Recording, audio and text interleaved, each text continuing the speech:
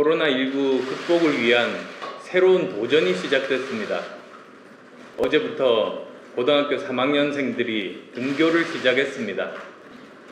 정부 측 설명대로 자신할 수는 없지만 코로나19 유행이 언제 끝날지 모르는 상황에서 학교를 계속 닫아놓고만 있을 수도 없고 45만 명에 이르는 고3 학생들의 대학 진학이나 사회 진출을 무한정 유보하고 있을 수는 없었을 것입니다. 국민의당은 고3 등교 수업이 무사히 진행되기를 진심으로 바랍니다. 이를 위해서 반드시 짚고 넘어가야 할 부분들이 있습니다. 정부에서는 이 부분들에 대한 대책을 반드시 마련해서 고3 수험생과 학부모들이 현장에서 느끼고 있는 불안감을 해소시켜 주시기 바랍니다.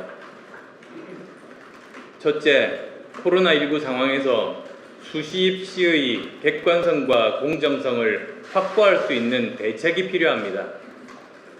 각 학교는 8월 전까지 중간 기말고사를 치르고 수시를 위한 학교 생활기록부를 작성해야 하는 것으로 알고 있습니다.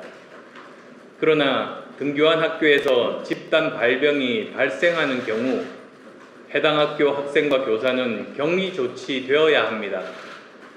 이미 몇몇 지역과 학교에서 확진자 학생이 발생하여 귀가 조치되고 등교가 중지되는 일이 발생했습니다. 이러한 일이 계속될 경우에 사실상 수시 지원 기회가 박탈될 가능성이 있으며 심각한 공정성 문제가 발생할 수 있습니다. 미리 대책을 세우고 알려서 불안감을 불식시켜야 합니다. 둘째, 코로나19 상황에서 수능에 대한 대책이 필요합니다. 코로나19 기세가 꺾였다고는 하지만 전문가들은 가을 재유행에 대해서 우려하고 있습니다. 이 경우 올해 수능이 정상적으로 치루어질 수 있을지 의문입니다. 또한 많은 분들이 재수생들과 경제적 여건이 좋은 학생들이 그렇지 못한 학생들보다 더 유리해지는 상황을 우려하고 있습니다. 형평성과 공정성 문제가 제기될 수 있기 때문입니다. 이미 국민의당은 수능 일시를 연기하고 수능 시험 횟수를 2회로 늘려서 그 중에서 성적이 좋은 시험 결과를 반영하자는 안을 제시한 바 있습니다. 정부는 수험생과 학부모들의 이러한 우려에 대해서 어떤 입장을 가지고 있는지 빠른 시간 내에 밝혀야 합니다. 셋째, 등교 시기를 포함하여 사회를 다시 여는 일은 단순히 확진자 수나 감이 아닌 과학적 데이터를 기반으로 이루어져야 합니다. 예를 들어서 등교 시기를 결정하기 전에 먼저 전국적으로 일반인 대상 항체 검사를 시행하고 그 결과를 바탕으로 항체 보유자 비율이 높은 곳부터 순차적으로 등교하는 방법도 검토해 볼 가치가 있었을 것입니다.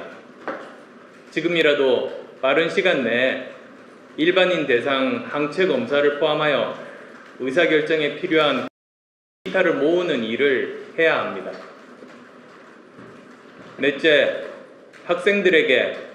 학생들의 안전과 학부모들의 불안감을 불식시키기 위해서 학교 선생님들에게 교육과 방역을 모두 떠넘기는 방식이 아니라 지역보건소 등 공공의료기관과 지역사회, 의사회와 긴밀한 협력체계가 이루어져야 합니다. 그러면 부모님들도 좀 더 안심하고 학생들을 학교에 보낼 수 있으실 겁니다. 지금이라도 국가 방역 대책의 초점과 인력 및 예산이 학교로 집중될 때입니다.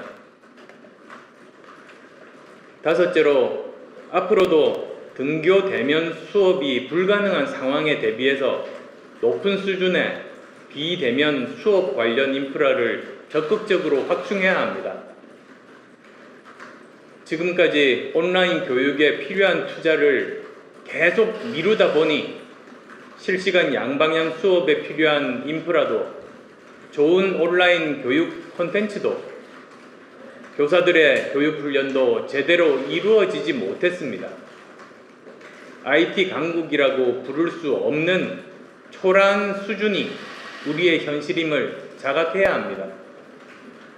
지금부터라도 온라인 수업이 가지고 있는 한계를 극복할 수 있는 좋은 시스템과 높은 수준의 강의가 이루어질 수 있도록 준비해 나가야 함을 다시 한번 강조합니다.